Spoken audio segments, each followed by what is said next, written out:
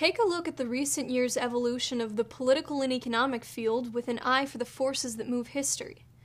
And what you'll find is that there has been a strikingly clear dialogue between what Lyndon LaRouche has said and set into motion through his unique method of forecasting, and what virtually everyone else has said and done in their failed attempts to do everything but what LaRouche has prescribed. The time has come where over the next 2 weeks, as we enter into the July 3rd to 4th breakpoint, and as July 10th rolls up as the deadline for a civilization without Glass-Steagall, this dialogue will come to a head. We're in a revolutionary period where everything has changed. All the things people said would work have failed. We've come back around 1 full year with a completely transformed situation and completely changed circumstances.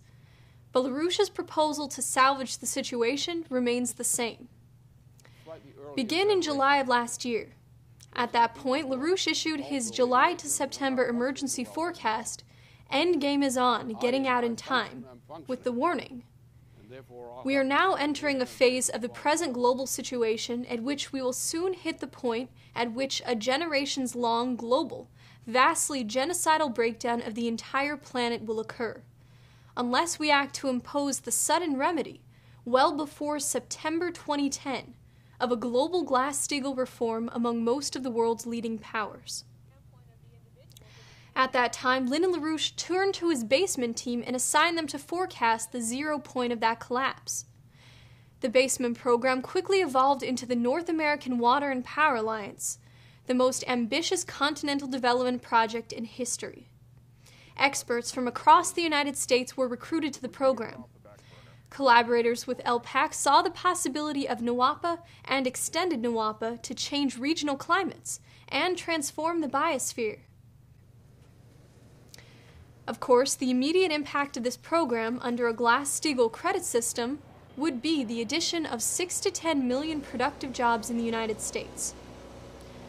This program emerged at a time when each of the states faced record budget shortfalls, and in a desperate attempt to settle their year-end budgets, began the mass layoffs of emergency first responders, firefighters, police officers, state hospital employees, teachers, and others. Despite what in some cases was an immediate rise in crime and preventable deaths, state politicians, backed up by the Congress and the President, argued that they could balance their budgets through austerity. They said the cuts would only be temporary, and Obama and his economic team said the economy was looking up. Then the political opportunism abounded. At the federal level, Congress held their tongues. Glass-Steagall was kept out of the discussion, and the Democrats adopted nothing as their re-election strategy. In the weeks prior to the November elections, LaRouche warned that if the Democrats failed to remove Obama and ram through the Glass-Steagall before returning to their districts for electoral campaigns, then the Democratic Party would be demolished in the election. The Congress thought they knew better. They argued publicly in webcast dialogues with Mr. LaRouche that they had to hold the party together, that they couldn't turn against Obama because it would destroy the party. Before the recess, there was one last chance to force Glass-Steagall and save the party. The only agenda at that time was Glass-Steagall, and there was a vote to keep the Congress in session. The decision to recess won by a single vote. On November 10th, the mass strike voted out of hatred for Obama and voted out the Democrats who were whores for him. But their reactionary votes, absent any vision for their own future, let alone the future of the country, brought in something worse than the Democrats. Fascists like Rand Paul celebrated their elections with proposals for major austerity, and a period of mass demoralization in the U.S. set in for months. By that time, the Federal Reserve had unleashed an additional $600 billion in QE2 to keep the markets balanced. That move would only last a number of weeks before the crisis in Europe broke out, threatening the entire transatlantic system. Between November and March, the focus was on events in Europe, where the pigs nations were identified by the wolves of international finance to be punished with brutal austerity. There were riots in Greece, and agreements by nations to put the debts before their people. In Ireland, the majority government was pressed by the EU, ECB, and IMF to accept a taxpayer bailout of Ireland's private banks, and they caved in. Under the leadership of Sinn Féin, a growing number of Irish citizens rose up against the bailouts of the Inter Alpha banks. Sinn Féin and party leader Gerry Adams asserted the principle of Glass-Steagall for Ireland, saying, "There is no responsibility for Irish citizens to pay the debt incurred by private banks," and demanding burn the bondholders and reject the bailout. By that time, the Inter Alpha banks were already bankrupt. The rejection of the bailout by Ireland and the moralizing effect that would have had on the nations of Greece, Portugal, Germany, France, and others who were shouldering the private bailout would have brought the financial system down then. Out of fear and through the gutless of political concessions from leaders throughout the Eurozone, the collapse was postponed. Greece had already taken the bailout, and Ireland would also be forced to take the bailout. As the fight for Glass-Steagall broke out on an international stage, LaRouche PAC took that fight even further, releasing The Science of Glass-Steagall, a breakthrough conception that placed mankind in our policies not just in the solar system, but in the universe.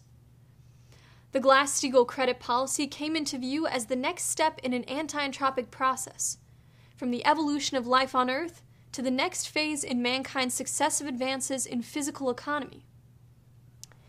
February through March 2011 culminated in the successful revolution in Egypt. The ouster of Mubarak was the spark for other nations throwing off failed leaders.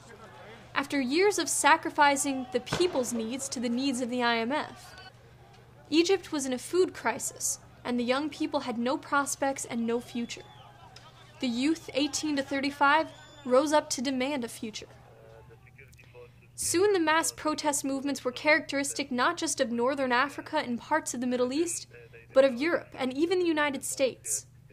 We entered a period of a true global mass strike. LaRouche said in his March 10th webcast that what was unfolding throughout Egypt, Tunisia, Bahrain, Wisconsin, and elsewhere was a global mass strike which embodies a common principle among all these peoples. He identified those underlying common interests of man rooted in our shared humanity, our cultures and history. And Glass-Steagall was the only first step to solidify those common interests.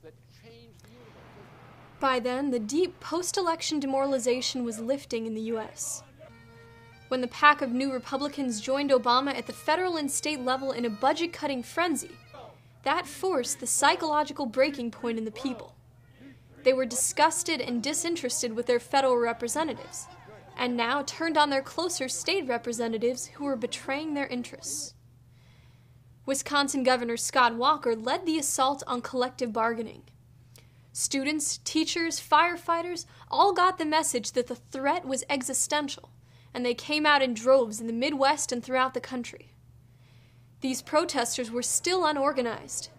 People knew enough to stand up to chant, "Blame Wall Street, not the unions." But at the same time, they weren't unified around a policy solution. Across the country, LaRouche PAC organizers encountered protest groups who were dedicated to a local cause, who were still begging for scraps in the midst of a breakdown of civilization. Many began to understand the global crisis and marched in solidarity with Wisconsin, Egypt, and Ireland, while others tried to bargain for their personal group interest, making concessions for practical solutions: shorter working days instead of layoffs, pay cuts, benefit cuts, or cutting someone else from the budget. That dangerous, narrow self-interest in the midst of a fundamentally global crisis has not worked, and it will never work, except to turn ranks of one interest group against another. LaRouche organizers from across the country intervened into these mass protests, organizing around Glass-Steagall with the message that austerity is not necessary. There is no need to cut the budget, only to force through Glass-Steagall. It was clear when state capitals were filled with protesters that the budget cutting was not going to work. The people would not tolerate it. At the same time, the weight of these mass protests made a new U.S. bailout virtually impossible politically. QE3 was dead in the water, with the mass of the American population pushing back. Along with the bailouts, politics as usual, the politics of compromise, was also dead. If anything was going to come across as meaningful to this mass strike, it was only going to come from the universal. And thus, at LaRouche's April 19th webcast, he brought the survival of the human species into universal terms, once again, when he identified that the two leading crises, that of the global impact of the collapse of the transatlantic system, and the threat to all of mankind coming from within our galaxy, the threat of bad weather. There again, the only way to stem both crises was for the U.S. to lead in reinstating the 1933 Glass-Steagall Law. Only days after that webcast, it was made public that Ohio Representative Marcy Kaptur filed H.R. 1489 in the House, a bill calling for the reinstatement of Glass-Steagall with bipartisan support from Democratic Representative James Moran and Republican Representative Walter Jones. Since then, 16 more congressmen have added their names as co-sponsors of the bill. Events have only accelerated since then. By May, there was a dramatic shift when IMF head Dominique Strauss-Kahn was taken out of the picture as he was marched off to prison. This was a signal from leading institutions that they understood that the bailout was not going to work. The next major move came from organized labor, when Richard Trumka, president of the AFL-CIO, declared political independence from the Democratic Party. Only 3 weeks later, a New Jersey local of the AFL-CIO passed a unanimous resolution in support of Kaptur's Glass-Steagall bill, with the statement that the national AFL-CIO also supported the bill. This brings us to where we are today. As we find ourselves colliding with the July 3rd deadline, there is an upwelling of support for the Glass-Steagall.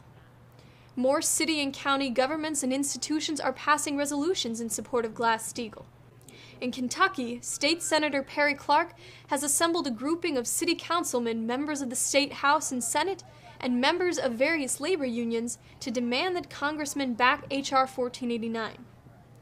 And just yesterday, New Jersey celebrated the Second Battle of Trenton, when 8,500 labor protesters organized a New Orleans-style funeral service for the soul of the Democratic Party.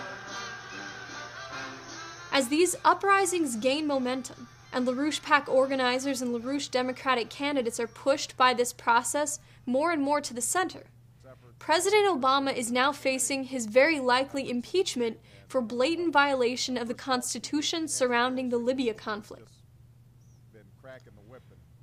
Obama is now the last major barrier to the passage of Glass-Steagall. Now we return to almost the same period as Lynn and LaRouche's July forecast of 2010. We're coming back around to that same period, but everything is different. All of the excuses, the bright ideas from Congress, the international financial institutions, and the people themselves have failed. Every part of the world is ripe to explode under the present financial economic system. So the traditional detailed policies are not going to work. In history, all of the great movements which were positive for mankind have avoided being sucked into the opportunism of particular interests. They have instead based themselves on universal interests. We are in a time where we can either go with doom as a universal commitment or survival as a universal commitment. It is in times such as these when every man and woman is living in the same self-interest.